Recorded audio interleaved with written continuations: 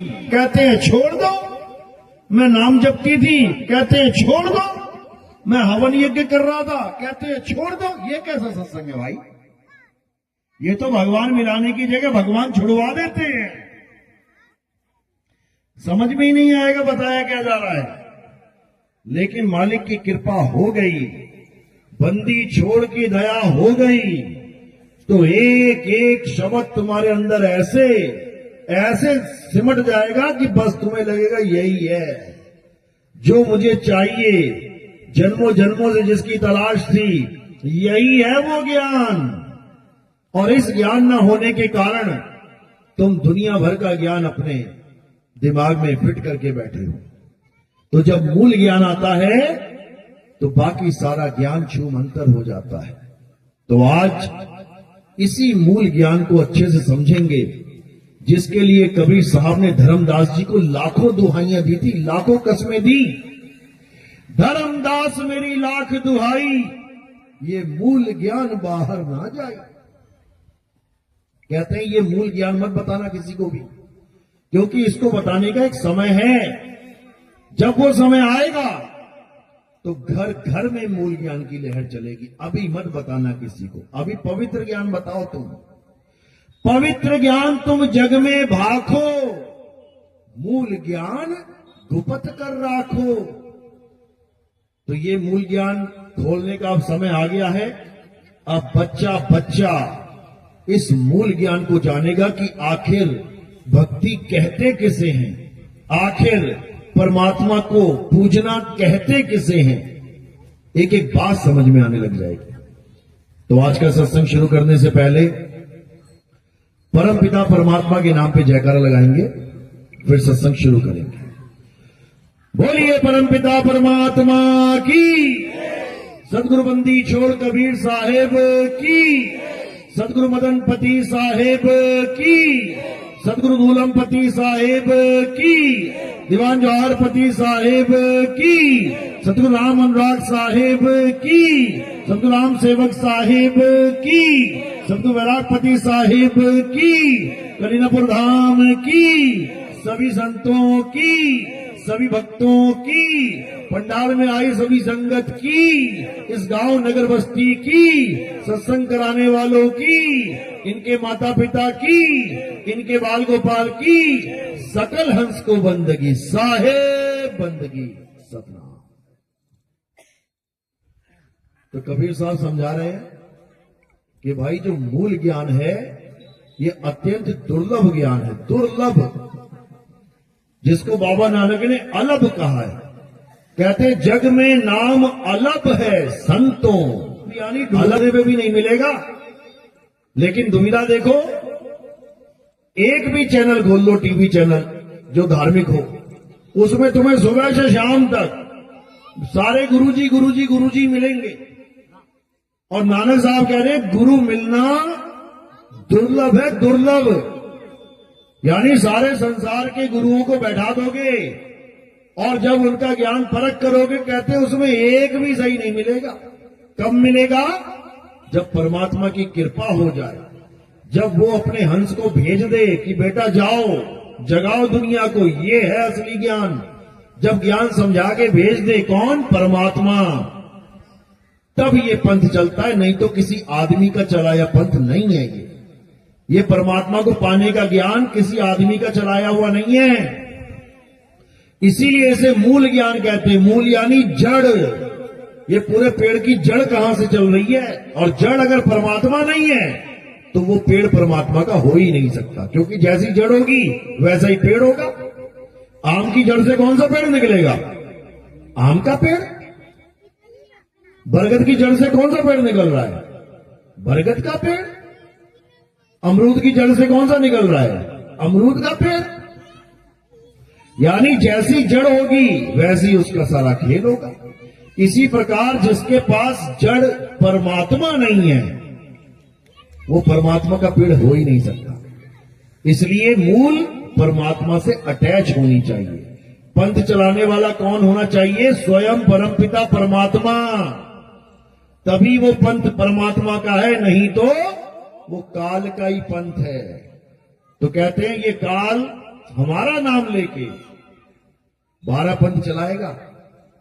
12 पंथ काल फुरमाना, भूले जीव न जाए ठिकाना, 13वें पंथ हम ही चले आए, सब पंथ मीट के एक पंथ चलाए। ये साहिब की वाणी है। कह रहे हैं जब काल भगवान यानी ये मन रूपी शैतान सबको भरमा देगा, सबको A to Z, भगवान के नाम पे भी भरमा देता है ये। वैसे तो दुनिया को नचा ही रहा है मन, लेकिन भगवान के नाम पे भी नचा देता है। क्यों? सत्य ज्ञान प्रकट नहीं होने देता, असत्य के साथ जोड़ देता है। ये पत्थर पूजा, मूर्ति पूजा, मंत्र पूजा, हवन पूजा, यज्ञ पूजा, पितर पूजा, देव पूजा, ये सब क्या है? ये सब मन का खेल है। इसी मन ने सबको नचा रखा है, लेकिन कोई नहीं जान पा रहा है कि मैं मन के नाचे नाच रहा हूं कि मैं परमात्मा की भक्ति कर रहा हूं। किसी को समझ में नहीं आता। ये कब समझ में आता है? जब परमात्मा का भेजा हुआ कोई हंस आप तक पहुंचेगा, तब आपको एक एक बात समझ में आने लग जाएगी कि मन की भक्ति क्या होती है और परमात्मा की भक्ति क्या होती है, माया के लोग क्या होते हैं और परमात्मा का असली लोक क्या होता है। माया के लोग यानी ये स्वर्ग, नरक, ये अलख लोक, अगम लोक, अकह लोक, अनामी लोक, ये जितने भी लोग हैं ये क्या हैं? ये माया के लोग हैं। और परमात्मा का लोक क्या है? परमात्मा का लोक है शब्द। कहते हैं लोक अलोक शब्द है भाई, और जिन जाना तिन संशय जाई। जनरेटर बंद मत करना, 1 घंटा चलने दो इसको, बीच में नहीं रुकना। तो इसी को समझा रहे हैं कबीर साहब कि जो असली ठिकाना है वो हमारा शब्द है, जो नकली ठिकाना है वो लोक है। ये देखो लोक, 3 लोक, सूरज चांद सितारे धरती आकाश पाताल। अगर तुम्हें ऐसे लोक मिल गए, अगर तुम्हें ऐसे स्थान मिल गए रहने को जहां पर मकान भी है, धरती भी है, आसमान भी है, नदी भी है, नाले भी हैं, तो समझ जाना ये माया का लोक है। बड़े बड़े गुरु मिलेंगे तुम्हें ये बातें बताने वाले कि चलो सतलोक चलो। अब पूछो सतलोक है कैसा? कहते जैसा यहां है बिल्कुल वैसा ही वहां है। नकली माल है ये, ऐसा नहीं है सतलोक परमात्मा का, जहां पर धरती है, आकाश है, पानी है, हवा है, ये नहीं है वहां पे। वहां पेड़ पौधे नहीं है, कोई आम खा के आ रहा है सतलोक से, कोई सेब चबा के आ रहा है। अरे ये आम सेब संतरे 84 का खेल है, सतलोक का खेल नहीं है ये। दोनों में भेद है, इस भेद को समझना है कि दोनों में क्या भेद है। जब संत का सत्संग मिलेगा तो सारा भेद खुल जाएगा। तो आज इसी भेद को समझना है। कहते हैं सोहंग ऊपर और है, सत सुकृत एक नाम। कह रहे सोहंग से ऊपर एक और है जो सत सुकृत नाम है। पवन पानी धरती ना आकाश, और नहीं वहां कोई गांव। वहां कोई गांव यानी गांव भी नहीं है कि वहां दुकान है, मकान है, धरती है, आकाश है। नहीं बस्ती नहीं गांव, यानी ऐसी बस्तियां नहीं है वहां पे कि तुम जाओगे वहां पे रहोगे, मकान बने हुए हैं, वहां पर गाड़ियां खड़ी हैं, हवाई जहाज खड़े हैं। बताओ, ऐसे ऐसे गुरु आ गए हैं जो जीवों को भरमाने में लगे हैं। और कबीर साहब क्या कह रहे हैं? कहां जाना है, कहां समाना है, वाणियों में सारा भेद खोल रखा है, लेकिन कोई समझे तो सही। कहते रहना नहीं देश बेगाना है।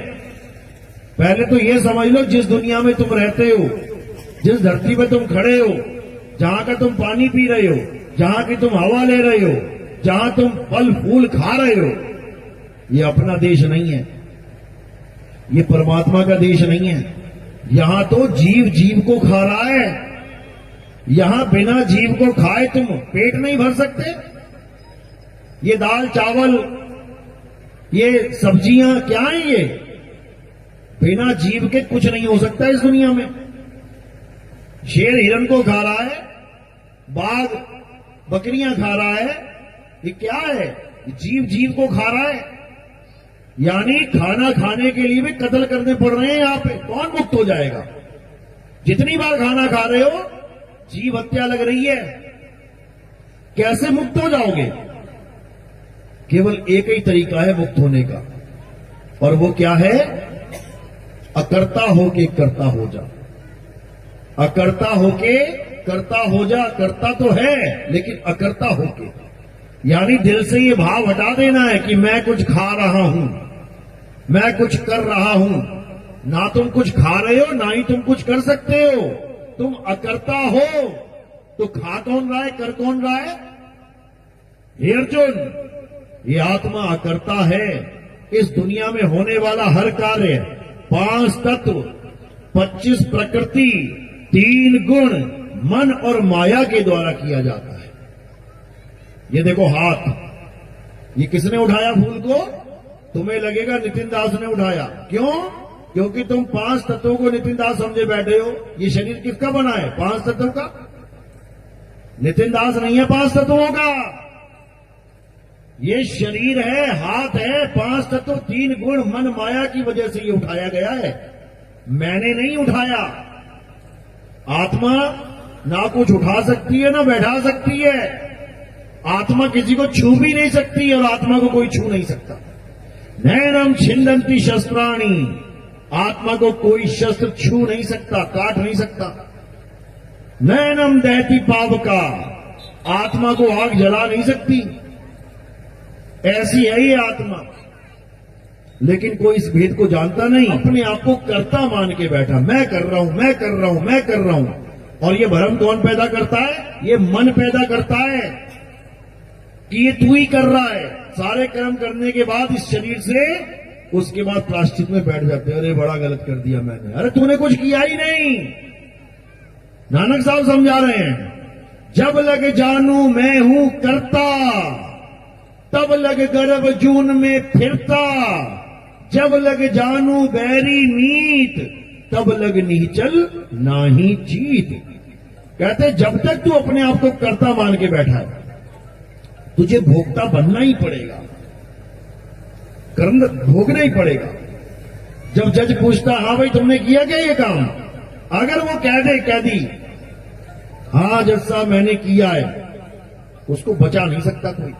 आप देखोगे कई ऐसे वकील होते हैं जिसके पास कोई आदमी जाता है और सब बता भी देता है कि मैंने ये गलती से हो गया जी, मुझसे कत्ल हो गया, मुझसे गलती से।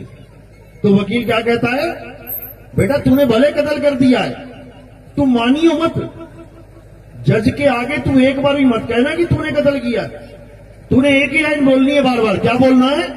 जज साहब मैं निर्दोष हूं, मैंने कत्ल नहीं किया। जज साहब मैं निर्दोष हूं, मैंने कत्ल नहीं किया, बाकी मैं संभाल लूंगा, चिंता मत कर। तेरी फ्लाइट की टिकटें, तेरे होटल का बिल सारा अरेंज कर लूंगा मैं। तुझे देश से ही बाहर दिखा दूंगा। मैं नेपाल गया था घूमने फिरने जब ये कत्ल हुआ तो। लेकिन तू मान मत जाना। अगर तू मान गया तो मेरे जैसे 100 वकील भी नहीं तुझे छुड़ा पाएंगे। इसीलिए बोला गया ना, तू कर ले गुरु वकील, मुकदमा भारी है। इतना भारी मुकदमा है। भारी क्यों बोला है? क्योंकि यहां पर तुम खुद कह रहे हो मैंने किया है। इतना भारी मुकदमा है ये। तुम खुद कह रहे हो, हां मैं सुबह नाश्ता खा के आया हूं, हां मैं दोपहर का भोजन खाऊंगा, हां मैं रात का भोजन भी खाऊंगा। और तो खाएगा तो फिर पछता। हर काम तुम मान के बैठे हो, ये मैंने किया, मैंने किया, मैंने किया। अरे तूने कुछ किया ही नहीं आज तक। ये तुझे भरमाया जा रहा है कि तूने किया है। तू केवल दृष्टा है। ये देखो, मैं फूल को देख रहा हूं ना, उठा नहीं सकता, मैं दृष्टा हूं। उठाएगा कौन? ये 5 तत्व, ये 3 गुण, मन और माया। मन कहेगा तो ये हाथ उठाएगा, मन नहीं कहेगा इसको भी ना उठाता। तू तो केवल देख रहा है, हाँ हाथ ने उठा लिया, अरे हाथ ने मार दिया, अरे हाथ ने गोली चला दी। हम केवल दृष्टा हैं। जैसे कोई फिल्म दिखाई जा रही है मुझे, और मुझे क्या बताया जा रहा है, ये तू ही कर रहा है सब कुछ। अरे मैं देख रहा हूं, हो तो ये माया के द्वारा रहा है। ये सारे काम माया के द्वारा ही हो रहे हैं। जैसे सपना होता है, हम सपना देखते हैं और सपने में जो कुछ भी हमें दिखाया जा रहा है हम उसको मान लेते हैं। सपने में उठे, कत्ल करके क्या बोल रहे हैं, अरे मैंने किसी को गोली मार दी थी सपने में। समझो, सपने में गोली मार दी थी तो क्या करें, अब फांसी चढ़ा दें फांसी। जैसे वो रात का सपना है वैसे ही ये दिन का सपना है। जैसे रात के सपने में हम कोई भी कांड करके आते हैं तो हमें लगता है यार मैंने ही किया है वो, लेकिन बुद्धि विवेक जाग जाता है कि नहीं यार वो तो सपना था। यहां पे बुद्धि विवेक नहीं जाग पाता। यहां भी जो कुछ चल रहा है ये सपना मात्र है, लेकिन इस सपने को हम असलियत मान लेते हैं, इसलिए दोषी करार हो जाता है। अब वकील क्या करेगा, वकील तुम्हें अकर्ता बना देगा। तुम्हारी फ्लाइट की टिकट, तुम्हारे होटल का बिल सब दिखा देगा, जज को कहेगा देखो जी मेरे बंदे ने कुछ नहीं किया, ये तो था ही नहीं यहां पे। तब जज क्या कहेगा, ठीक है भैया, सारे सबूतों और बयानों के तहत आपको बाइज्जत बरी किया जाता है। बस इसी प्रकार जो भेदी गुरु होता है वो इस भेद को अच्छे से जान रहा है कि इस जीव को फंसाया किसने है। इस जीव को मन और माया ने फंसा रखा है, बार बार बार बार ये घोषित करके कि तूने किया तूने किया तूने किया। समझो, अपनी अपनी डेट ऑफ बर्थ याद है सबको कि किस कौन से दिन पैदा हुए थे, आप याद है? हाथ खड़ा करो जिसको याद है डेट ऑफ बर्थ अपनी। एक, बस एक को याद है, 2, 3, 5, 7, 20, 25 सबको याद होगी। छोड़ो, यही सबसे बड़ा भ्रम है कि तुम पैदा हुए थे। अजन्मा कब से पैदा हो गया, यही सबसे बड़ा भ्रम है कि तुम पैदा हुए थे। और अगर ये भ्रम तुम्हारे अंदर है कि मैं पैदा हुआ था तो पक्का मरोगे, फिर तुम्हारी डेट ऑफ डेथ भी लिखी जाएगी। लेकिन मेरे भाई तुम अजन्मे हो, तुम अमर हो, ईश्वर अंश जीव अविनाशी। सारी उम्र बीत गई गाते गाते, और उसके बाद उसी अमर जीव का भोग करवा देते। ये जी मर गया, पापा मर गया मेरा, ये मेरी मां, अरे वो तो अमर था यार, मर कैसे गया? यही भ्रम है कि मैं पैदा हुआ हूं और मैं मर जाऊंगा। यही भ्रम है कि मैं सारे काम कर रहा हूं, कुछ भी नहीं करता मैं, कुछ भी, मैं केवल सपना देख रहा हूं। ये दिन का सपना, वो रात का सपना, बस दृष्टा हूं मैं, दृष्टा, इससे ज्यादा कुछ नहीं। तो कबीर साहब यही समझा रहे हैं, पानी में पानी मिला और मिला पौन में पौन। और मैं तो से पूछूं पंडिता, इनमें मरा कौन? कौन मरा इसमें? 5 तत्व का चोला पहन लिया और 5 तत्व का चोला उतार दिया। जिसने पहना उसी ने उतार दिया। चोला गिर गया जमीन पे, पहनने वाला थोड़ी नहीं गिर गया, वो फिर दोबारा पहन लेगा एक और। इसको नहीं समझ पाता कोई, पंडित जी को नहीं समझ में आ रहा। जो ये बाणियां गाता फिर रहा है, ईश्वर अंश जीव अविनाशी, उसको पूछो अविनाशी कब से मर गया? भाई तू किसका भोग लगा, तू किसकी तेरवी कर रहा है? जो मर गया उसकी तेरवी होती है, मरा कौन? शरीर। बताओ, शरीर की तेरवी कर रहा है, और जीव अमर है, उसको जानता तक नहीं। तोता पिंजरे में से उड़ गया, तोता तो उड़ गया 6 बजे, और अगले दिन पिंजरे को जला के कह रहे हैं कि इसकी मुक्ति हो जाएगी। किसकी? पिंजरे की। पिंजरे की मुक्ति करवाएगा मंत्र मार के। अंतिम संस्कार तोते का करना था कि पिंजरे का? तोता तो पहले ही उड़ गया, और पिंजरे को 4 लोग लेके जा रहे हैं, राम नाम सत्य, राम नाम सत्य। उसके बाद पिंजरे के मुंह में डाल के घी उसको जला देते, कहते हैं मुक्ति हो गई। किसकी? तोते को तो पकड़ ना पाए, जिसकी मुक्ति करवानी थी। जीव की मुक्ति चाहिए ना, जीव तो पहले उड़ गया, और मुक्ति करवा रहे हैं पिंजरे की। बताओ, इससे बड़े बेवकूफ कहां मिलेंगे? तो इसीलिए कबीर साहब यही समझा रहे हैं कि लाखन में कोई समझ ना पाई है, कोटि मध्य जानेंगे। और कहें कबीर, सुनो भाई साधो, हमें बिरले हंस पहचानेंगे। कहते हैं लाखन में कोई समझ ना पाई है, इस ज्ञान को लाखों में कोई नहीं समझ सकता, लाखों में। और कोटि मध्य जानेंगे, करोड़ों में कोई बिरला हंस होगा जो इस ज्ञान को समझता है। तो कह रहे हैं ये ज्ञान ऐसा दुर्लभ है, पहली बात तो सुनने में नहीं मिलता, सुनने को नहीं मिलेगा, सारा जन्म बीत जाएगा। और अगर सुनने को मिल जाए तो समझ में नहीं आएगा। समझ में आ जाए तो इसको धारण नहीं कर पाएगा, क्यों? लोक लाज। अरे दुनिया क्या कहेगी? अरे ये इतना बड़ा काली मां का भगत था, अरे इतना बड़ा ये खाटू श्याम का भगत था, अरे इतना बड़ा ये उसका भगत था, उसका भगत। सारा छोड़ दिया इसने तो, ये तो नास्तिक हो गया। कई लोग तो यहां तक कहते हैं अरे ये बड़ा मंदिर बनाया था इसने, अपना ही मंदिर बनाया, उसी में दर्शन करने नहीं जाता, लग रहा मुसलमान हो गया। ऐसे ऐसे ताने मिलते हैं तो जीव डर के मारे इस ज्ञान को अपनाता ही नहीं है। लेकिन वो भूल जाता है कि बेटा ये केवल ताने हैं, ये केवल ताने हैं, अक्षर हैं केवल। अगले जन्म में ये ताने नहीं, ये 84 के ताने बाने मिलने वाले हैं। एक केवल अक्षरों के ताने नहीं, 84 के ताने बाने हैं आगे जाके।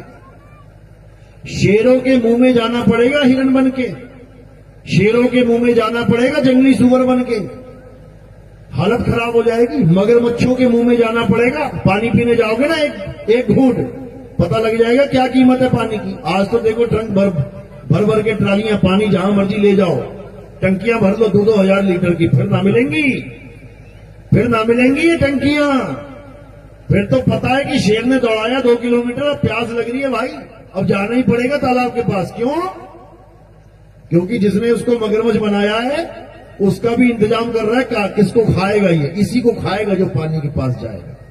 ऐसा जुगाड़ बना रखा है इस जुगाड़ी ने। और ये जुगाड़ी कौन है? ये बड़ा तगड़ा जुगाड़ी है ये। इसका नाम है अलख निरंजन। सुना नाम? अलख निरंजन सुना है?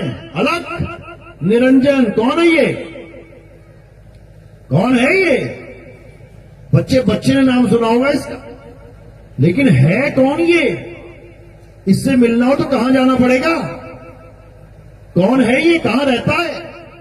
अलख निरंजन। रावण भी कहता है अलख निरंजन, भैरवनाथ गोरखनाथ भी कहते हैं अलख निरंजन, भोले शंकर भी कहते हैं अलख निरंजन। लेकिन है कौन ये? जिस दिन ये समझ में आ गया ना, उस दिन सब कुछ समझ में आ जाएगा कि ये धरती क्यों भूकंप आते हैं। अच्छी खासी परिवार खेल रहा है, गा रहा है, छत क्यों गिर जाती है ऊपर? वो राजस्थान में बच्चों के स्कूल, सारे बच्चों के ऊपर छत ही गिर गई, सारे बच्चे मर गए। कौन से देवी देवता छोड़ दिया होगा पूजने के लिए भाई? कौन से मंदिर में उन बच्चों की अच्छे जीवन के लिए, अच्छे स्वास्थ्य के लिए प्रार्थना नहीं की होगी? क्या तुम अपने बच्चों की दुआएं नहीं करते हो क्या? हर मंदिर में जाते हो, फिर भी पूरी छत गिर गई, 20-25 बच्चे मर गए। अभी अहमदाबाद में हवाई जहाज उड़ा, गुजराती बैठे थे सारे, गुजराती सबसे बड़े भगत है कृष्ण जी के, सबसे ज्यादा मंदिर कृष्ण जी के गुजरात में ही है। मीट मांस से भी दूर रहते हैं, सात्विक भोजन करते हैं। लेकिन एक ना बचा, कोयला बन गए, कोयला। लाशें भी नहीं मिली, कोयला। कौन से भगवान को छोड़ा होगा उन्होंने? कौन सी पूजा पाठ छोड़ी होगी? राम ना छोड़ा होगा, श्याम ना छोड़ा होगा, भैरवनाथ, गोरखनाथ, ये नाथ वो नाथ, सारे शंकर जी, सारी देवी देवता पूज लिए, और बाद में क्या मिला? एक दर्दनाक मौत, एक दर्दनाक मौत। तुम में से मरना चाहेगा कोई हवाई जहाज के एक्सीडेंट में? कोई ट्रेन में मरना चाहेगा? 2 ट्रेन टकरा जाए आपस में, डूब के कौन मरना चाहता है? हाथ खड़ा करो। जल के कौन मरना चाहता है? हाथ खड़ा करो। एक्सीडेंट में टुकड़े टुकड़े हो जाए, ऐसी मौत किसको चाहिए? हाथ खड़ा करो, बताओ। अरे ऐसी मिलने वाली है। रोज अखबारें तुम पढ़ रहे हो, रोज देख रहे हो, 2 ट्रालियां टकरा गई, 2 बसें टकरा गई, हवाई जहाज टकरा गया। कौन मर रहे हैं? ये सारे भगवान के भगत ही मर रहे हैं। वही मौत तुम्हें भी मिलेगी, कोई बचा नहीं सकता तुम्हें, मां का लाल। 4 लोग गए गंगा स्नान करने, डूब के मर गए। अरे हम तो मां मान के गए थे और मां ने डुबा दिया, ऐसा कैसे? केदारनाथ में हजारों लोग गए, सारे मर गए। हम तो भगवान जी के पास गए थे, एक भी ना बचा। अभी वैष्णो देवी में गए थे, भूकंप आ गया, सारे मर गए। तो भगवान के भक्तों के साथ ये हो रहा है, तो फिर बचेगा कौन? समझो, ये मार कौन रहा है? अभी तुम्हें ये भी नहीं पता मार कौन रहा है। यही अलख निरंजन है, यही काल निरंजन है जो सारी सृष्टि में हाहाकार मचा के रखा हुआ है जिसने। ये जापान नहीं छोड़ता, ये अरब देश नहीं छोड़ता, ये भारत नहीं छोड़ता, ये अमेरिका नहीं छोड़ता, ये पाकिस्तान नहीं छोड़ता, ये किसी को नहीं छोड़ता। ये सारी सृष्टि का मालिक है और सबको गाजर मूली की तरह उगा रखा है। तुम सबको ये गाजर मूलियां बैठे हैं सारे, जब उसका मन करता है गाजर उखाड़ी खा गए। वो 4 गाजरें रो रही हैं, अरे मेरा बाप मर गया, अरे मेरी मां मर गई, मेरा बच्चा मर गया, उसको कोई फर्क ना पड़ता, उसको खाने से मतलब है। तो कबीर साहब समझा रहे हैं 3 लोक एक जेल है, पाप पुण्य 2 जाल, सारा जग भोजन बना, खाने वाला काल। कौन है ये काल? कौन है ये काल जिसने किसी को नहीं छोड़ा? अरे तुम्हारी घरवाली छोड़ो, शंकर जी की घरवाली नहीं छोड़ा, उसको नहीं छोड़ा, 6 महीने लेके घूम रहा है, अरे कोई जिंदा कर दो भाई, कोई जिंदा कर दो। विष्णु जी आ गए, वो भी जिंदा ना कर पाए, चक्कर मार के 9 टुकड़े कर दिए। वो तो कहीं भी करवा लेता, वो 9 टुकड़े ही कर देते, कहीं करवा लेता भाई। समझो, किसी को नहीं बख्शा जाएगा, सब काल के मुंह में बैठे हैं और काल के मुंह में ही जाएंगे। अगर इस काल को अच्छे से देखना है, समझना है, तो गीता पढ़ो, अध्याय 11 पढ़ो। अर्जुन को दिखाया जाता है ये काल का रूप। जब अर्जुन देखता है ऊपर आसमान में विराट रूप देखता है, तो वहां क्या दिखाया जाता है? बड़े बड़े दांत, बड़ी बड़ी विशाल आंखें, बड़े बड़े मुंह से आग निकल रही है, सारे लोग उड़ते हुए जा रहे हैं उसके मुंह में, सारी दुनिया के लोग उड़ते हुए उसके मुंह में जा रहे हैं और वो सबको चूरा बना रहा है, चूरा। अर्जुन कह रहा है महाराज, कौरवों की यानी अधर्मियों की सेना तो आपके मुंह में जा ही रही है, हमारी सेना भी तुम्हारे मुंह में जा रही है। तुम तो धर्म की रक्षा करने के लिए आते हो और धार्मिक ही नहीं छोड़ रहे तुम तो बंदा कोई। बोल रहे हो यदा यदा ही धर्मस्य ग्लानिर्भवति भारत अभ्युत्थानम् अधर्मस्य तदात्मानम् सृजाम्य हम।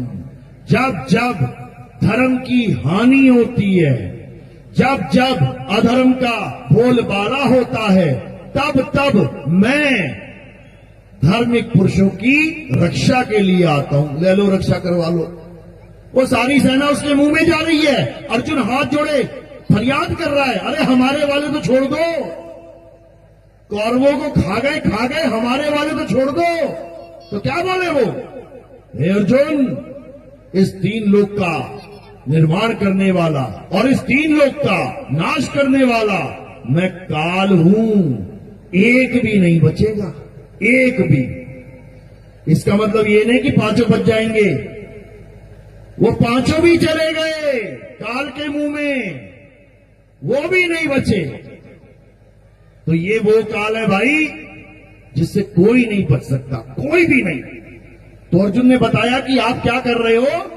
आप लोगों के सिरों को चूरा कर रहे हो, उसके बाद उसको चाट रहे हो, जीभ निकाल निकाल के लोगों को चाट रहे हो।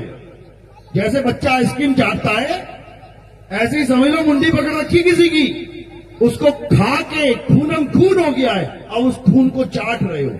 ये भगवान के लक्षण है क्या? ऐसा परमात्मा चाहिए क्या, खून चाटने वाला? कौन कौन लहसुन प्याज नहीं खाता? आप क्या करोगे? लहसुन प्याज नहीं खाता जो वैष्णव है, जो कृष्ण जी का परम भगत है, कोई एस्कॉन टेम्पल वाला है, कोई वृंदावन वाला है, कहते लहसुन प्याज नहीं खाएंगे। क्यों? भगवान को पसंद नहीं है। भगवान को जो पसंद है ना, वो दिखा रहा है गीता में क्या पसंद, किसको खा रहा है, किसको चाट रहा है, लिखा हुआ है सब कुछ। आंखें खोल के पढ़ लेना।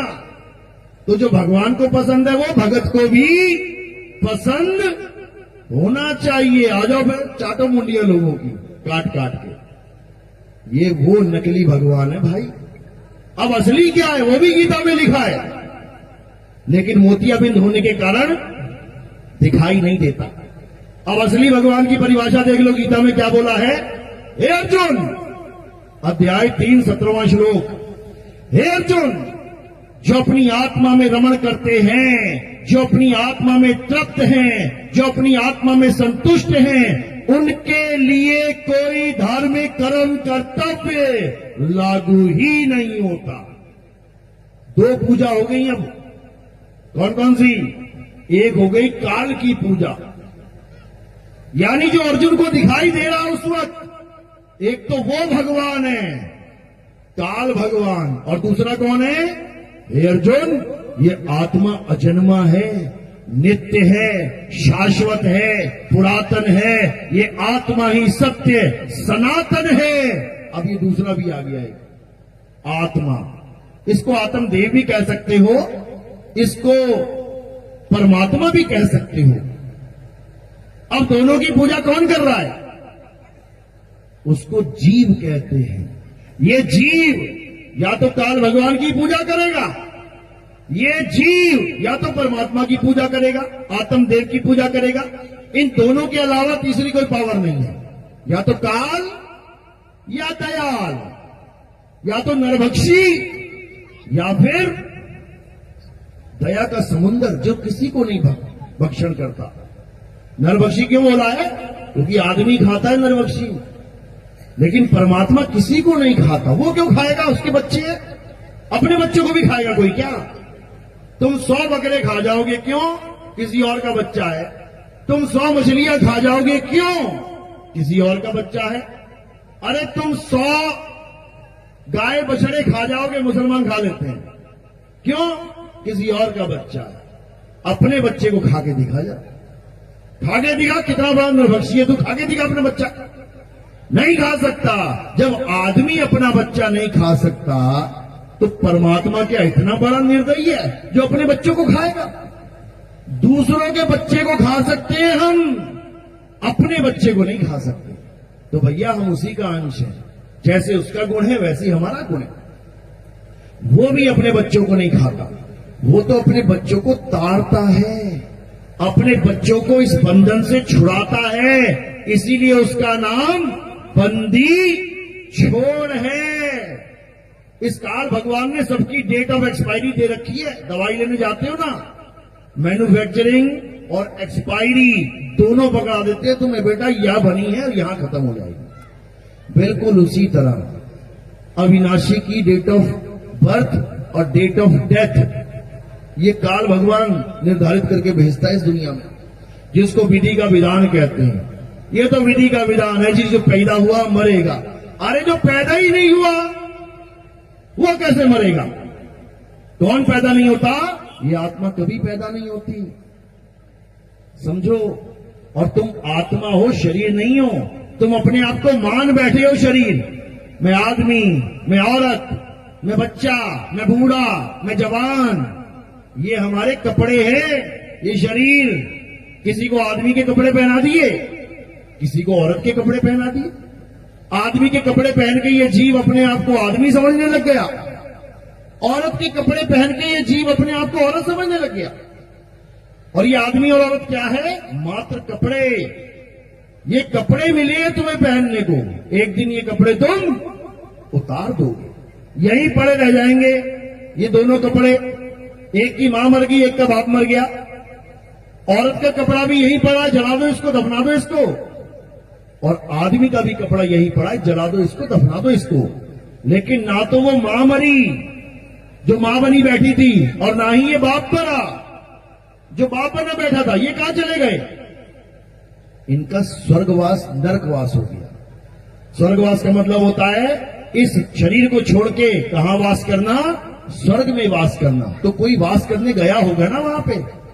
जो वास करने गया है वहां पे तो मरा थोड़ी नहीं है। मरा आदमी भी कहीं वास करता है क्या? वास तो जिंदा आदमी करता है। तो वो जीव इस शरीर में वास करता था, ये शरीर छोड़ के स्वर्ग में चला गया तो स्वर्गवासी हो गया, नरक में चला गया तो नरकवासी हो गया। मरा कौन? मरा कौन? अगर पिता मर जाता तो स्वर्ग में कौन जा रहा है? अगर मां मर जाती तो नरक में कौन जा रहा है? जिस दिन ये समझ में आ गया उस दिन सब कुछ समझ में आने लग जाएगा। तो कबीर साहब यही समझा रहे हैं, और यही किसी को समझ में नहीं आ रहा। तो क्या कह रहे हैं साहेब?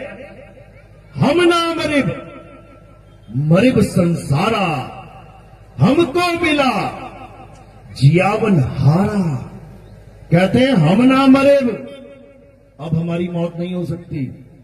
मरिब संसारा, यानी सारा संसार मर जाएगा, हम नहीं मरेंगे। संसार में क्या आता है? 5 तत्व।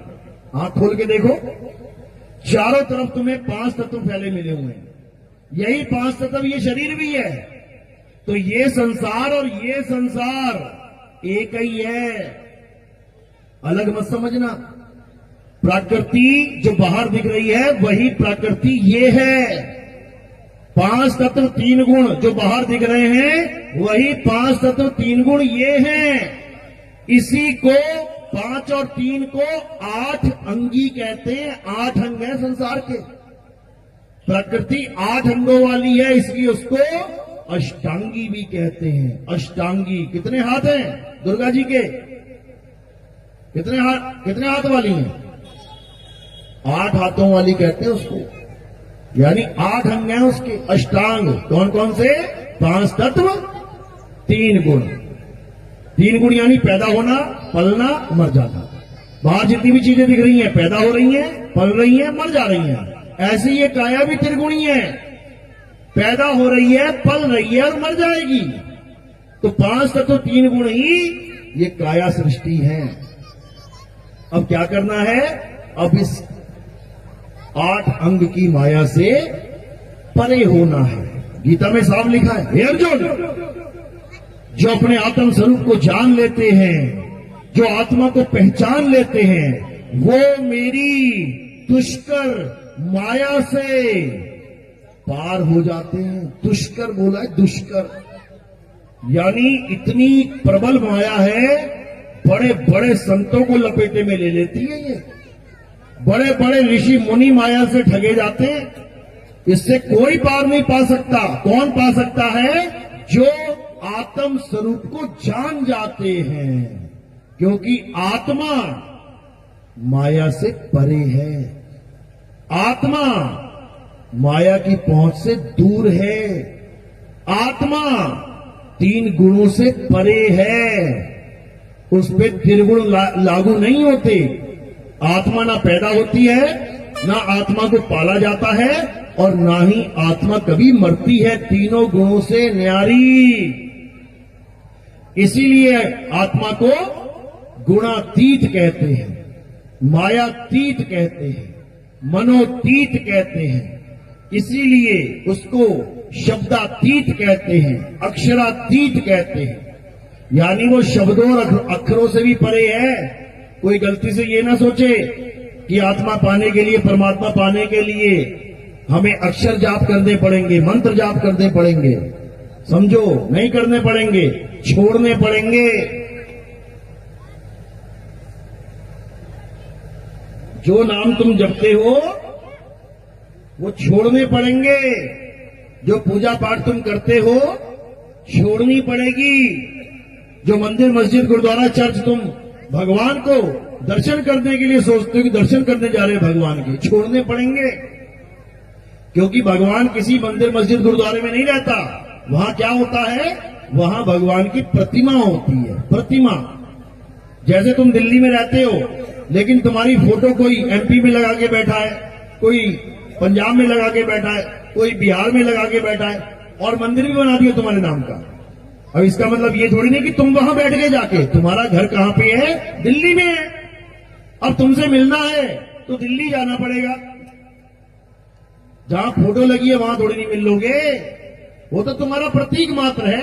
हर गली में लगा लो फोटो, हर गली में बने हैं मंदिर। इसका मतलब क्या? सारे भगवान मंदिर गली में ही है क्या? सारे भगवान अगर गली के मंदिरों में है तो मेरे भाई वहां चोरियां क्यों हो रही हैं? मंदिरों के ताले क्यों टूट रहे हैं? अरे गल्ला ही तोड़ के ले जाते हैं। गल्ला छोड़ो, भगवान को उठा के ले जाते हैं। किडनैप हो गया भगवान, फिर थाने में जाके रिपोर्ट लगाओ, तो भगवान को उठा के ले गए। अब पुलिस वाले कहां ले गया, कहां ले गया, कहां ले गया। ऐसा भगवान है क्या? ऐसा भगवान नहीं है। जो तुम्हें विश्वास दिलवा रहे हैं कि भगवान है मंदिर में, वही पंडित जी ताला लगा के 4 बार खींच के देखते हैं लगा कि नहीं लगा सही से। उनको ताले पे भरोसा है, भगवान पे भरोसा नहीं है। समझो, नहीं तो तुम भी कर लेना भरोसा भगवान पे। 4 बड़ी बड़ी मूर्तियां लाके रख देना दरवाजे के सामने और चले जाना बिना ताला लगा 1 हफ्ता घूमने के लिए। देख लेते हैं, हो जाएगी रक्षा। सारा मकान खाली मिलेगा 2 दिन बाद। तो मेरे भाई, अगर जड़ वस्तु को भगवान मानना है तो ताला भगवान है उस वक्त। ये ताला ही बचा रहा है तुम्हारे घर को। पत्थर की मूर्तियां नहीं बचा सकती। जो अपने मंदिर को नहीं बचा पा रही है, तुम्हारे घर को क्या बचाएंगे? समझ लो। हाँ, सांकेतिक ज्ञान अच्छा है कि भगवान नाम की कोई चीज है भाई, ये मंदिर बना दिया है ताकि तुझे आते जाते ये दिल में रहे, ध्यान में रहे कि भैया भगवान को पाना है। गली में मस्जिद बना दी, अच्छी बात है, आते जाते तुम्हें याद रहे कि अल्लाह नाम की भी कोई चीज है, उसको पाना है। कोई गुरुद्वारा बन गया, कोई चर्च बन गई, अच्छी बात है कि आते जाते तुम्हें याद रहे कि भैया भगवान नाम की, अल्लाह गॉड वाहिगुरु नाम की भी कोई चीज है। माया में ना घूमते रह जाना। इसलिए इस दृष्टि से अगर मंदिर बन रहे हैं तो बहुत अच्छी बात है, बहुत बढ़िया बात है। लेकिन कहो कि मंदिर में भगवान को बांध लिया गया है, दरवाजे बंद तो भगवान बंद, दरवाजे खुल गए तो भगवान, ये काम नहीं है भाई, ये तो भरम वाला काम है। कबीर साहब जोरदार खंडन करते हैं इसका। कहते हैं पाथर पूजे हरि मिले तो मैं पूजूं पहाड़। कहते छोटा सा पत्थर घड़ के ले आए तुम और उसकी मूर्ति बना दी। जिस पहाड़ से ये पत्थर लेके आए थे, सोचो वो कितना बड़ा है। अगर उस पहाड़ का छोटा सा पत्थर भगवान बन गया तो पूरा पहाड़ ही भगवान है। मैं तो पहाड़ी पूज लेता हूं। भगवान मिलेगा तो बड़ा वाला मिलेगा, छोटे से क्या लेना हमने। तो कह रहे पाथर पूजे हरि मिले तो मैं पूजूं पहाड़, और वासे ये चाकी भली जो पीस खाए संसार। कहते हैं कि पत्थर ही पूजना है तो सबसे बढ़िया पत्थर कौन सा है दुनिया में? चक्की का पत्थर, जो हिंदू मुसलमान सिख ईसाई नहीं देखता, वो सबको पाल रहा है। कैसे? जब तुम गेहूं ले जाते हो, तुम बाजरा ले जाते हो, तुम मक्का ले जाते हो, कहां पे? चक्की पे।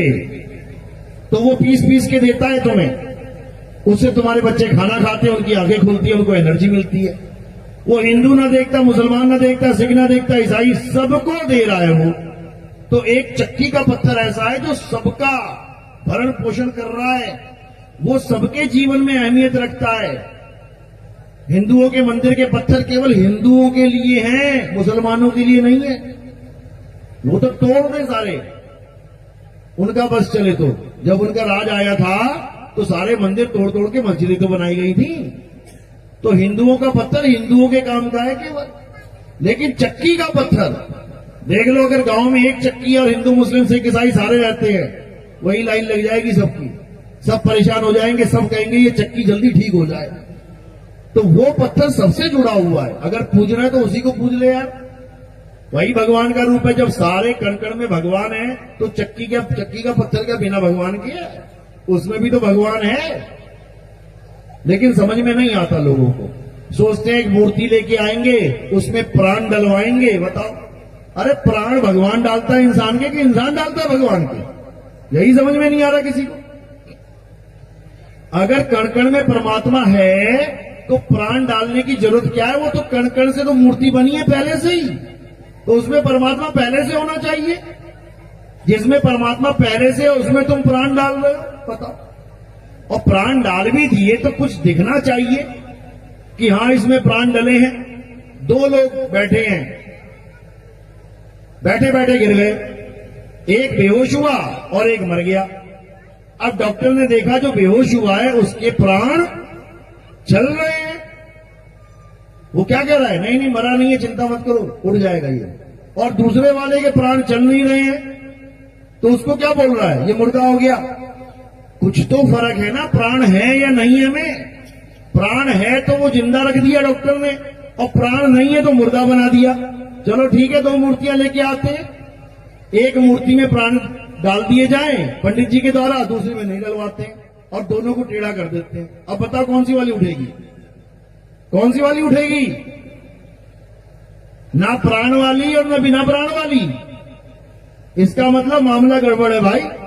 प्राण वाला भी वैसा ही है और बिना प्राण वाला भी वैसा ही है, तो फायदा क्या हुआ? चलो एक पंडित जी से नहीं 100 पंडितों से 100 बार प्राण डलवा लेते हैं, उसके बाद दोनों को टेढ़ा कर देते हैं, उठेगी क्या? जब 100 बार प्राण डाल के भी ना उठ पाई तो तुम्हें क्या उठाएगी? डुबाएगी वो। तो उठाने वाला कौन है उसको जान लो। अभी बैठे हुए ना तुम लोग, अभी सत्संग खत्म होगा तो क्या करोगे? उठोगे। किसने उठाया? किसने उठाया तुम्हें? आत्मा ने। और आत्मा ने शरीर को छोड़ दिया, उठ जाओगे। तो जितना बैठे हुए ना ये भी नहीं बैठ पाओगे, लुढ़क जाओगे यहीं पे। फिर 4 लोग उठाने आएंगे जिनमें आत्मा होगी और कहो उनकी आत्मा ने छोड़ दिया, वो भी तुम्हारे साथ लुढ़क जाएंगे यहीं पे। आत्मा के बिना तुम चल नहीं सकते, आत्मा के बिना तुम खा नहीं सकते, आत्मा के बिना तुम पी नहीं सकते, आत्मा के बिना तुम पूजा नहीं कर सकते, तुम मूर्ति साफ नहीं कर सकते। तुम मूर्ति भगवान है कि आत्मा भगवान है? मूर्ति ताकतवर है कि आत्मा ताकतवर है? मूर्ति उठा रही है तुम्हें या तुम उठा रहे हो मूर्ति को? यही समझ लो पहले। आत्मा के बिना ना तो तुम जय श्री राम बोल पाओगे, आत्मा के बिना ना तो कोई मुसलमान अल्लाहू अकबर बोल पाएगा, आत्मा के बिना ना तो कोई सिख भाई सत श्री अकाल बोल पाएगा, आत्मा के बिना ना ही कोई ईसाई हालेलुया बोल पाएगा। तो फिर कौन बड़ा है? अरे आत्मा ही है जो कुछ है। इसी आत्मा को गीता में सत्य की उपाधि दी गई है। अध्याय 2 16वां श्लोक पढ़ो। क्या कह रहे हैं? हे अर्जुन, इस दुनिया में 2 प्रकार के तत्व हैं। कौन कौन से? एक तो नाशवान तत्व जिसे हम असत्य कहते हैं, और दूसरा अविनाशी तत्व जिसे हम आत्मा कहते हैं। लेकिन दुविधा क्या है कि अविनाशी तत्व आत्मा जो सत्य है वो पूजा नाशवान तत्वों की कर रहा है जो असत्य है। दुविधा तो ये है, जो आत्मा है सत्य है वो असत्य की पूजा कर रहा है।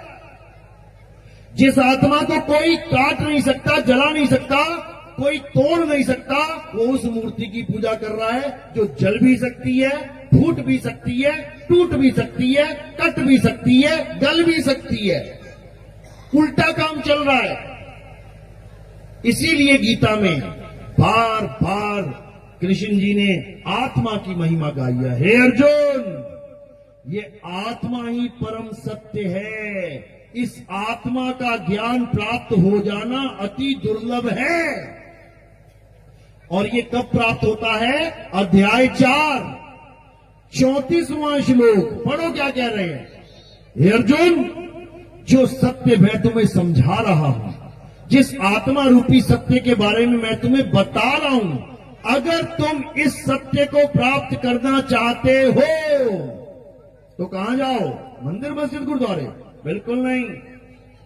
तो तुम ऐसे तत्वदर्शी संत की शरण में जाओ जिसने दोनों प्रकार के तत्वों का ज्ञान प्राप्त कर लिया है, जो असत्य तत्वों को भी अच्छे से जानता है और सत्य तत्वों को भी अच्छे से जानता है। वही तुम्हारा सारा अज्ञान बहा के तुम्हारे अंदर ज्ञान का प्रवेश करा देगा। और वहां जाने पे क्या करना है ये भी लिखा है कि तुम उस संत की शरण में जाके दंडवत प्रणाम करके और अपने मन में जितनी भी शातिराना चालें हैं, जितना भी छल कपट है, वो सब त्याग के उनसे हाथ जोड़ के ज्ञान को प्राप्त करो। क्योंकि आजकल लोग क्या करते हैं? गुरुओं के पास जाते हैं। क्यों जाते हैं?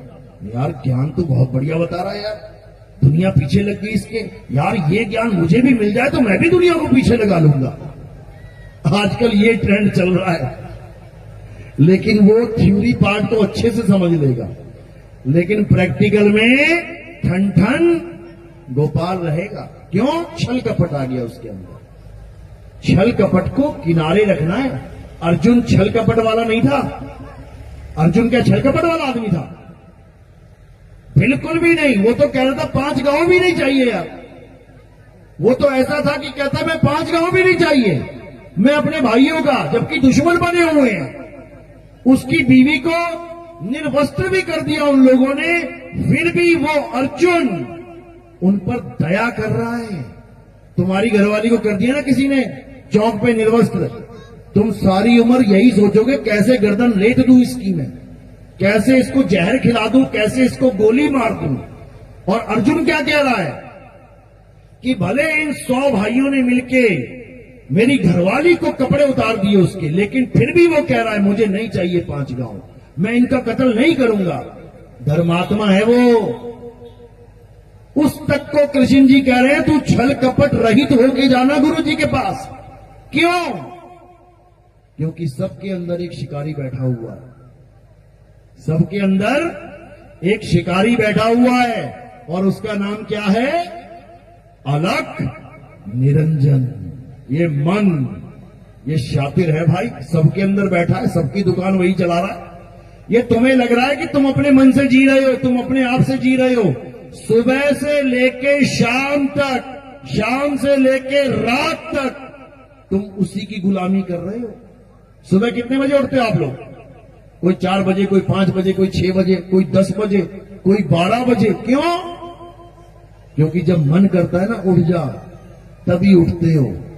और मन ने कह दिया ना नहीं उठना है, तो मां बोलती रहे, बाप भोगता रहे, कोई फर्क ना पड़ता। भैया मैं तो सो रहा हूं, क्यों? मेरा मन नहीं कर रहा उठने का। तो किसका काम मान रहे हो? मन का। सुबह गए नहाने के लिए, कौन सा साबुन देखोगे वहां पे? कौन सा मिलेगा? जो तुम मन पसंद लेके आए हो। दुकानों पे 100 साबुन थे, तुमने कौन सा बोला? जो तुम्हारे मन को पसंद है। ये मन कौन है भाई? ये मन कौन है? यही है 3 लोक का मालिक, यही है सारे काम करवा रहा है। नहा धो के तुम गए, कपड़े लेने अलमारी में पड़े हैं, 100 तरह के कपड़े पड़े हैं, कौन सा उठाओगे? जो तुम्हारे मन को अच्छा लग रहा है। आज ये पहनूंगी, जो मन को अच्छा लग रहा है वही उठाओगी, जो मन को मैचिंग भाग्या वही उठाओगी। चूड़ियां बिंदी तक मैचिंग लगाओगी। क्यों? क्योंकि तुम्हारे मन को अच्छा लग रहा है। यानी तुम किसकी गुलाम हो? मन की गुलाम हो। कपड़े भी वही पहनोगी जो मन को, खाना भी वही। क्या मन कर रहा है आज खाने का? आज तो आलू गोभी खाते हैं। कौन बोल रहा है अंदर से आलू गोभी खाते हैं? ये मन कह रहा है। और मनपसंद सब्जी ना बनी हो, तुझे कितनी बार कहा ये नहीं बनाना है। क्यों? मेरे मन को अच्छी नहीं लगती। ले बेटा, लठ बज गए वहां पे। तो सारा खेल किसका है? इसी मन का है। और ये मन ही 3 लोक का राजा है। इसकी घरवाली कौन है? मन के साथ आप देखोगे पति पत्नी के नाम चलते हैं, प्रेमी प्रेमिका के नाम चलते हैं। राम सीता, कृष्ण राधा, शिव पार्वती, मन माया। कहते ना ये मन माया की नगरी है भाई, ये घरवाली है इसकी माया। और पति कौन है? मन। इसी से तुम्हारी जंग होगी। यही मन कली काल है। राम जी किसको मारने आए थे? रावण को। कृष्ण जी किसको मारने आए थे? कंस को। कल्कि किसको मारने आएंगे? कल्कि भगवान, कल्कि अवतार सुना है नाम की नहीं? किस किसने सुना? हाथ खड़े करो जरा। कल्कि अवतार किसको मारने आएंगे? ये कली काल को। रहता कहां है ये सब घटों में रहता है। हर शरीर के अंदर बैठा हुआ है कली काल। सबकी गाड़ी का स्टीयरिंग उसी के हाथ में है। वो दाएं मोड़ता है तो दाएं मुड़ जाते, वो बाएं मोड़ता बाएं मुड़ जाते। आज जेलें भरी पड़ी हैं किसके कहने पे? कली काल के कहने पे। जज कहता है क्यों मारा तुमने इसको? अरे इसने ऐसा बोल दिया, मेरा मन करे कि खत्म कर दूं, और कर दिया। किसने कहा था? मन ने कहा था। तूने क्यों कर दिया? कर दिया तो ले भुगत। इसीलिए साहिब ने बोला मन के हारे हार है, मन के जीते जीत। यही है जिसके साथ तुम्हारी जंग होगी। इसी मन का खात्मा करने के लिए कल की अवतार आएंगे। इसीलिए साहिब ने क्या बोला कि जब कल की अवतार आएंगे, निकलंक अवतार आएंगे, निकलंक राया आएंगे, तो क्या होगा? मन को मार गगन चढ़ जाई, मान सरोवर बैठ नहाई। उसके बाद ये मन का खात्मा होगा। अपने अपने मन को सब कोई डारो मार, सब अपने अपने मन का खात्मा करेंगे, और जो अपने मन का खात्मा कर देगा वो मुक्त हो जाएगा, और जो मन का गुलाम बना रहेगा वो यहीं धक्के खाएगा, उसका कुछ होने वाला नहीं है। तो साहिब यही समझाने के लिए आए कि तेरा साईं तुझ में है और दुश्मन भी तुझ में ही। अगर परमात्मा तेरे अंदर है तो काल भी तेरे अंदर बैठा हुआ है। दोनों की पहचान कर, असत्य को त्याग, काल को त्याग और सत्य को अपना, निकलंक राया को अपना, आत्मा को अपना। जब आत्मा को अपना लोगे तो ये मन अपने आप ठंडा पड़ जाएगा। तो क्या करना है? सोई गुरु पूरा कहावे, जो दो अक्षर का भेद बतावे, एक छुड़ावे एक लखावे, तब प्राणी निज घर को जावे। यानी दो प्रकार के अक्षरों का, दो प्रकार के तत्वों का, दो प्रकार के ज्ञान का, दो प्रकार के नाम का भेद प्राप्त कर ले। एक सतनाम, एक असत नाम। असत नाम को छोड़ सतनाम को अपना ले। एक ज्ञान, एक अज्ञान। अज्ञान को छोड़ ज्ञान को अपना ले। एक आत्मा, एक मन। अरे मन को छोड़ और आत्मा को अपना ले। एक अक्षर और एक निअक्षर। अक्षर को छोड़ और निअक्षर को अपना ले। बात खत्म हो गई। इतनी सी बात को समझने में जन्मों जन्म बीत जाते हैं। तो अब क्या करना है? अब आत्मा के अलावा किसी को नहीं पूजना है, परमात्मा के अलावा किसी पर ध्यान नहीं देना। ये शरीरों की पूजा, ये पत्थरों की पूजा, ये मंदिर मस्जिद इंसानों के द्वारा बनाए हुए, इनको भगवान नहीं मानना भाई, इनको परमात्मा नहीं मानना। परमात्मा कहां है? जीव तिल माही तेल है, जीव चकमक में आग, तेरा साईं तुझ में है, जाग सके तो जाग। हे अर्जुन, जो अपने इस जीवन काल में आत्मा यानी अचल आत्मा, दो आत्मा बताई गई गीता में, एक वो जो अचल है, एक वो जो चलायमान है, एक वो जो अडोल है, एक वो जो 84 में भटक रही है। जो 84 में भटक रही है उसको क्या बोलते हैं? उसको जीव आत्मा बोलते हैं, जीव आत्मा। और जो अचल है, अडोल है, सदा स्थिर रहने वाली है, वो कौन है? वो परमात्मा है। दोनों का भेद बता रखा है गीता में। अध्याय 2 पढ़ोगे, दोनों का जिक्र है। हे अर्जुन, ये जीवात्मा 84 लाख प्रकार की योनियों में भ्रमण करती है। एक तो है जो भ्रमण कर रही है यानी चल रही है, और एक अध्याय 2 24वां श्लोक, हे अर्जुन, ये आत्मा अचल है। अचल यानी वो नहीं भ्रमण कर रही, वो चल नहीं रही है, वो अचल है।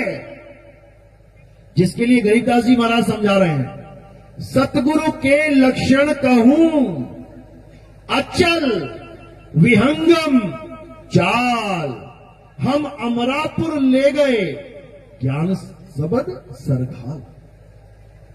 कहते हैं ऐसा गुरु मिल गया जिसने चल आत्मा को यानी जीव को अचल आत्मा से जोड़ दिया, यानी परमात्मा से जोड़ दिया। इस जीव को पीव से जोड़ दिया। जब जीव पीव से जुड़ जाएगा तो क्या हो जाएगा? पीव ही हो जाएगा। जैसे चलने वाली नदी को, नदी चलती है, आज उत्तराखंड से चली, यूपी में आई, यूपी से चली, एमपी में आई, एमपी से चली, महाराष्ट्र में आई, होती होती होती होती समुद्र में गिर गई।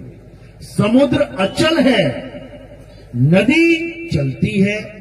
नदी जीव है और समुंदर पीव है। तो जब जीव पीव में एंट्री कर जाता है तो क्या होता है, जीव ही पीव हो जाता है।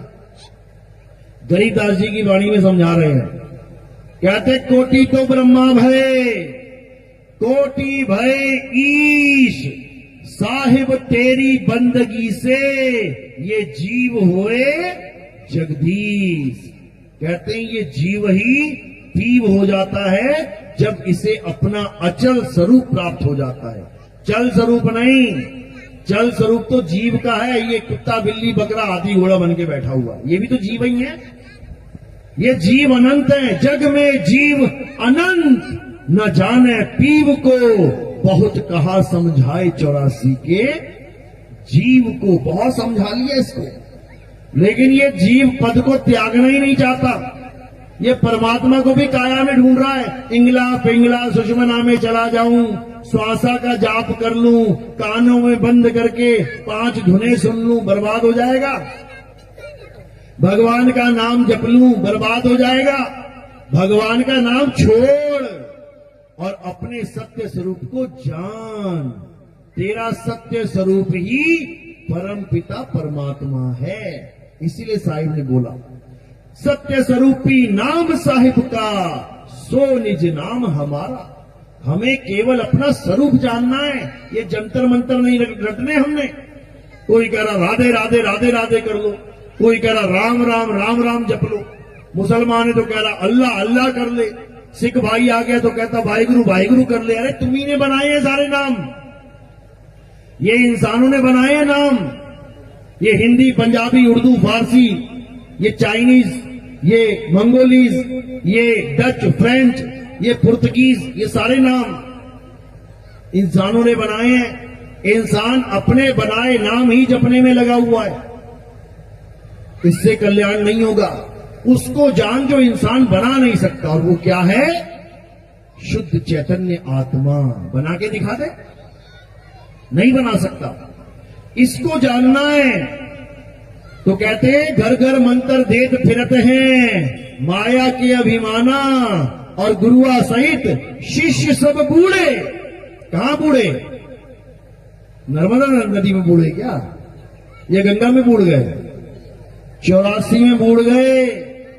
गुरुआ सहित शिष्य सब बूढ़े, अंतकाल पछताना साधो देखो ये जग बौराना।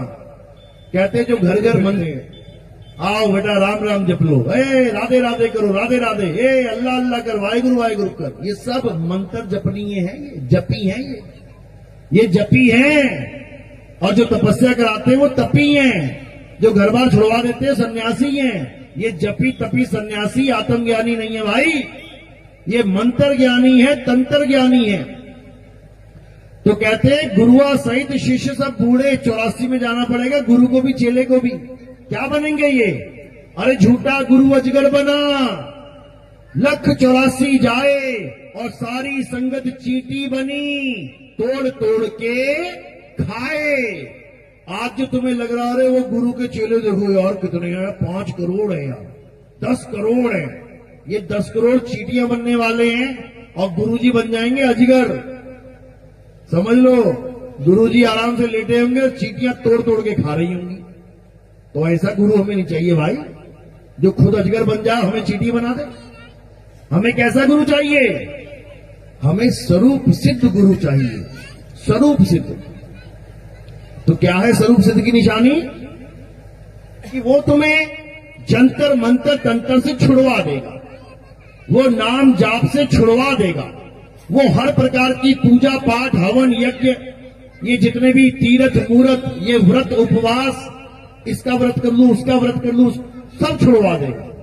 और क्या बताएगा, तुम्हें तुम्हारी आत्मा की बात बताएगा। जल में मीन प्यासी, मोहे देखते आवे हांसी, आत्म ज्ञान बिना नर भटके, कभी काबा कभी काशी। ना तुम्हें काबा जाने देगा वो, ना ही तुम्हें काशी में भटकने देगा। वो क्या कहेगा कि जहां तू बैठा है वही तेरी आत्मा है और उसी आत्मा में परमात्मा विराजमान है, खोज ले। गुरु ग्रंथ साहब में वाणी आती है, हृदय नाम ध्याओ, घर बैठे प्रभु पाओ। कहीं बाहर जाने की जरूरत नहीं है, कि प्रभु कहीं गली नंबर 5 गली नंबर 10 में किसी मंदिर में खड़ा हुआ है, वो तेरे घट में विराजमान है और गाते भी हो, तुझ में राम मुझ में राम सब में राम समाया, गाते तो हो, लेकिन जब रामनवमी आती है तो तेरा वाला राम मेरा वाला राम फेल हो जाता है, वो पत्थर वाला राम फिर भगवान बन जाता है। बताओ, अरे तुझ में राम मुझ में राम का मतलब है तुझ में भी आत्मा है मुझ में भी आत्मा है, उसी आत्म राम की वजह से तू भी चल रहा है, उसी आत्म राम की वजह से मैं भी चल रहा हूं, और दोनों मिलकर किस राम की पूजा करने जा रहे हैं जो चल ही नहीं पाता, उस राम को भगवान बना देते हैं। बताओ, आत्म राम की बात चल रही है भाई। कस्तूरी कुंडल बसे मृग ढूंढे वन माही, ऐसे रमता राम है, रमता राम जो सब में रमा हुआ है, ऐसे रमता राम है जो दुनिया जाने नहीं, जो दुनिया नहीं जानती जिस राम को, उस राम को बताने के लिए आया हूं, उस राम की महिमा गाने के लिए आया हूं। तो कह रहे हैं एक राम दशरथ का बेटा, एक राम घट घट में बैठा, एक राम का सगल पसारा, और एक राम तीनों से न्यारा। उस चौथे राम का भेद बताने आया हूं ताकि सबको अपना असली राम मिल जाए, असली राम जो रमता राम है, जो सबके स्वरूप में विराजमान है। समझ जाओ। तो कहते हैं गुरुआ तो घर घर फिरे, कौड़ी केर 50। अभी तुम भंडारा लगा दो और हल्ला मचवा दो कि जी हम बहुत बड़ा संत सम्मेलन करने जा रहे हैं, जो भी संत आएंगे उसको 10-10 हजार रुपए विदाई मिल जाएगी, 10-10 हजार रुपए विदाई देंगे उसको। फिर यहां तुम भीड़ देखना भैया, इतने भगत नहीं बैठे होंगे जितने तुम्हें संत ही संत दिखेंगे। क्यों? विदाई 10 हजार रुपए मिलने वाली है।